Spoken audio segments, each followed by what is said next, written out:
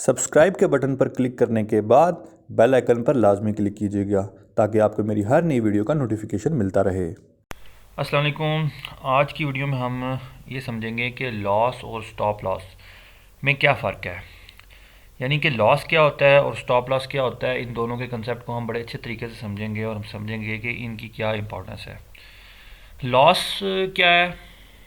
उम्मीद है लॉस का तो खैर आप सबको पता ही होगा अच्छे तरीके से। आजकल जो मार्केट के हालात हैं इनमें तो सबको पता होगा लॉस क्या होता है। लॉस क्या है कि फॉर एग्ज़ाम्पल एक आसान सी एग्ज़ाम्पल ले लेते हैं। आपने 10 रुपये का शेयर लिया और उससे कम पर आपने बेच दिया, आपने 8 रुपये में बेच दिया, तो आपको 2 रुपये का लॉस हो गया। यानी कि जितने पे आपने ख़रीदा है उससे कम पे अगर आपने बेचा तो आपको लॉस हो गया।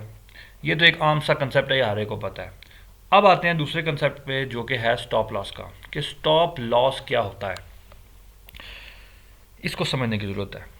देखें, जब भी कोई भी बिल्डिंग बनती है तो उसमें हमेशा एक इमरजेंसी एग्ज़िट होता है कि अगर खुदा न ख्वास्ता मार्केट उस बिल्डिंग को आग लग गई तो एक इमरजेंसी रास्ता होना चाहिए कि वहाँ से तेज़ी से बाहर निकला जा सके अगर आग लग जाए। ठीक है, बिल्कुल ऐसे ही जब आप एक शेयर ख़रीदते हैं तो जैसे ही आपने शेयर ख़रीदा, ख़रीदते सार ही आपने एक प्राइस ज़रूर जहन में रखनी होती है कि अगर खुदा न ख्वास्ता फॉर एग्ज़ाम्पल अगर आपने 10 रुपये का शेयर ख़रीदा है तो आपके जहन में एक प्राइस हो, मिसाल के तौर पे 8 रुपये, कि अगर खुदा न ख्वास्ता मेरा ख्याल था कि ये शेयर मैं जिस प्राइस पे ले रहा हूँ ये इससे ऊपर जाएगा, लेकिन ऊपर जाने के बजाय ये नीचे गिरना शुरू हो गया, तो इस जहन में एक प्राइस लाजमी होनी चाहिए कि अगर इस हद तक गिर गया तो मैं लॉस बुक कर लूँगा, मैं लॉस बियर कर लूँगा।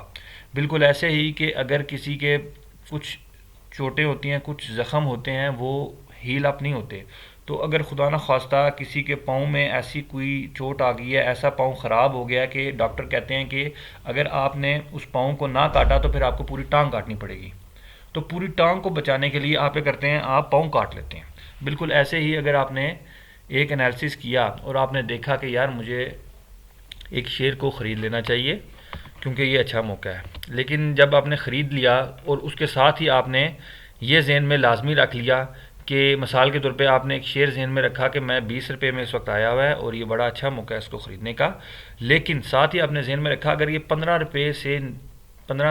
रुपये से भी नीचे गिर गया तो फिर मैं सेल कर दूंगा। अब आपने शेयर लिया था 20 रुपये का, पर आपके जो एनालिसिस था या मार्केट की सूरत हाल थी, जैसे आजकल कोरोना वायरस है, उसकी वजह से वो शेयर नीचे गिरना शुरू हो गया और नीचे गिरते गिरते गिरते वो 15 रुपये तक पहुंच गया और 15 रुपये से भी नीचे गिर गया। तो आप क्या करेंगे, आप लॉस बुक कर लेंगे, आप सेल कर देंगे और लॉस इमीडिएटली बुक कर देंगे। आप इंतज़ार नहीं करेंगे कि नहीं अभी मार्केट रिकवर करेगी या कोई ऐसी सूरत हाल।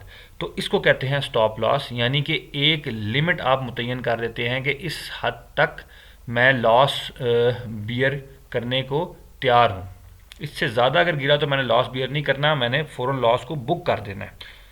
तो इसको कहते हैं स्टॉप लॉस। अक्सर गलती लोग क्या करते हैं कि लोग शेयर ख़रीदते हैं उसके बाद फिर बस लेके बैठ जाते हैं।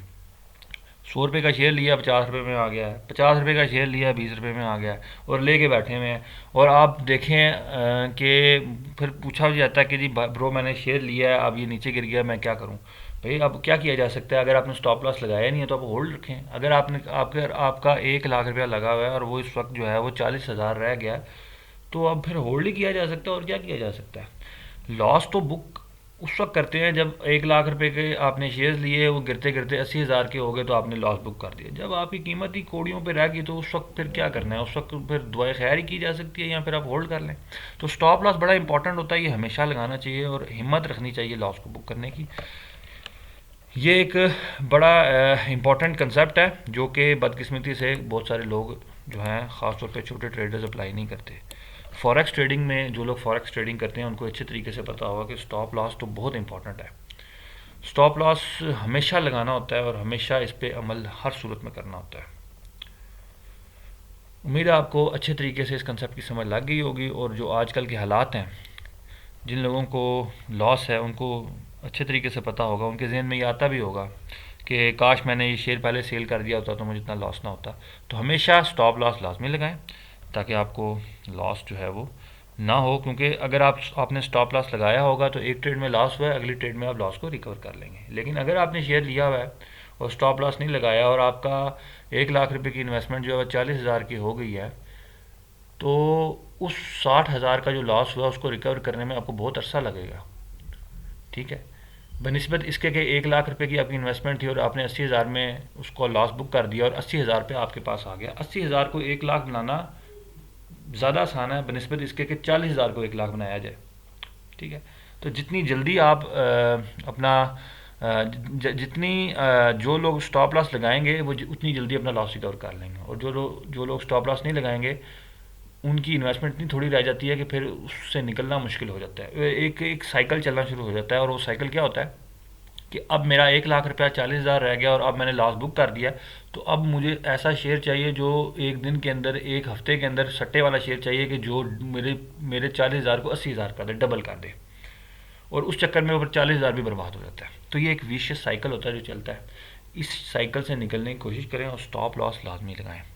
याद रखें, स्टॉप लॉस लाजमी लगाना है, इससे कभी भी घबराना नहीं है कि मुझे लॉस हो रहा है। लॉस हो रहा है तो लॉस रिकवर हो जाएगा अगली ट्रेड में, गलतियाँ हो जाती हैं। उम्मीद है आपको इस कंसेप्ट की अच्छी तरीके से समझ लग गई होगी और इसको हमेशा अप्लाई करना है। हाँ, अब ये सवाल आ सकता है कि स्टॉप लॉस कैसे लगाना है। उसके लिए मेरी वीडियोस भी मौजूद हैं, डिस्क्रिप्शन में मैंने लिंक दे दिया है कि स्टॉप लॉस कैसे लगाया जाता है।